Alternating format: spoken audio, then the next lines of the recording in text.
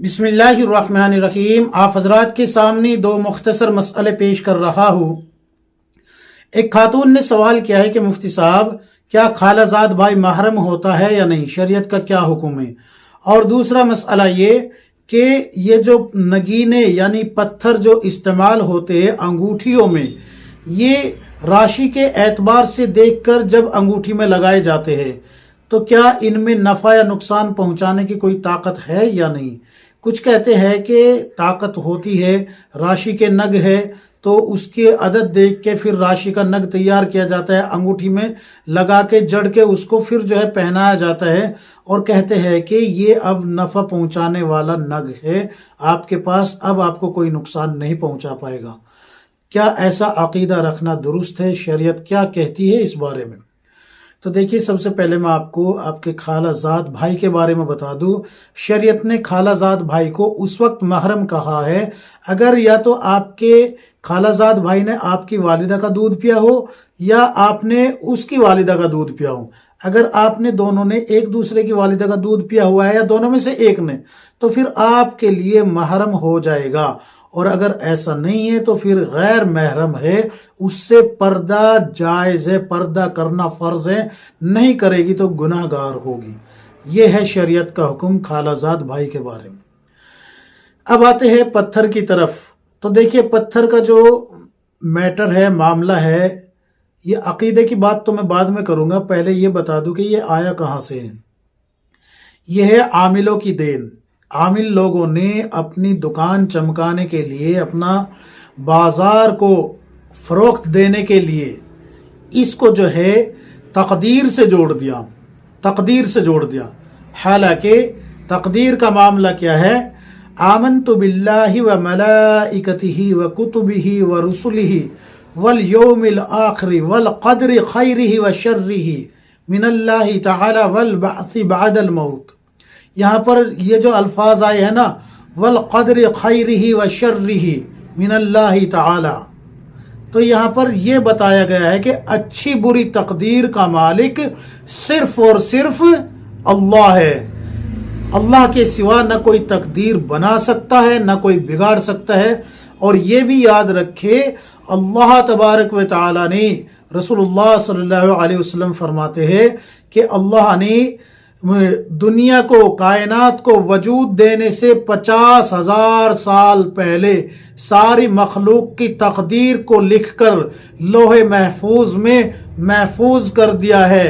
अब तकदीर की बातों को कोई छेड़ नहीं सकता। तो ये जो पत्थर का मामला है, ये जहालत की वजह से इंसान इसमें गिरफ्तार हुआ है और इस जहालत का फायदा उठाया है आमिल लोगों ने। आमिल लोगों ने, पंडितों ने इसका फायदा उठाया है कि अपने बाजार चमकाओ, दुकान चमकाओ। अगर इन पत्थरों के अंदर कोई ताकत होती, कोई कुव्वत होती, तो ये जो आमिल हजरात आपको पत्थर पहना रहे हैं, पंडित लोग, ये अपने हालात क्यों दुरुस्त नहीं कर लेते? क्या ऐसा हो सकता है कि जो राशि का नग आप अपने लिए बनवा रहे हैं, कोई पत्थर इनके लिए ना हो? क्या कोई ऐसा हर्फ मौजूद है जिसके नाम का अदद जो इनके नाम के अदद से न मैच करता हो? ऐसा हरगिज नहीं हो सकता, ऐसा हरगिज नहीं हो सकता। बल्कि आमिलों और पंडितों के नाम के भी अदद और राशि के नग मौजूद है, लेकिन इनके खुद के हालात दुरुस्त नहीं है। वजह क्या है? वजह यह है कि पत्थरों के अंदर कोई ताकत नहीं है। एक बात तो ये। दूसरी बात यहाँ पर यह भी सुन लीजिए, समझ लीजिए, हजरत उमर रज़ी अल्लाह अन्हु हजर अस्वद को चूमते हुए ये कहते हैं, सुनिए गौर से, ध्यान और तवज्जो से सुने।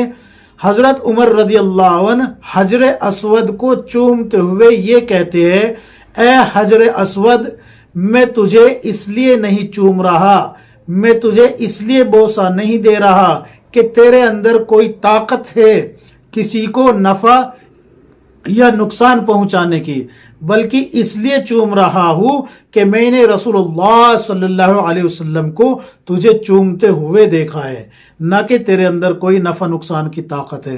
तेरे अंदर कोई ताकत नहीं है। तो सोचो, जो पत्थर जन्नत से आया है, जिसके जन्नत से होने के दलाइल अहादीस में मौजूद है, उस पत्थर के अंदर जो है کوئی طاقت کوئی صلاحیت نہیں ہے کسی کو نفع یا نقصان پہنچانے کی، تو یہ عاملوں کے دیے ہوئے پتھر اور راشی کے نگ آپ کو کیسے نفع اور نقصان پہنچا سکتے ہیں؟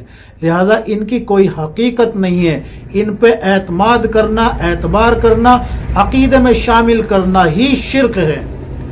عقیدے میں ان کو شامل کرنا کہ یہ پتھر نفع پہنچا سکتے ہیں یا نقصان پہنچا سکتے ہیں، یہی شرک ہے۔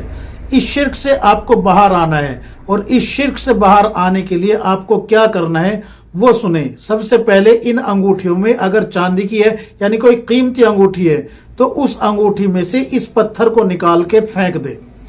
وہ جو چاندی ہے یا سونا ہے آپ جو استعمال کر رہی ہے اس کو دوبارہ سے جو ہے پھر بغیر نگ کا بنوا کے استعمال کرے۔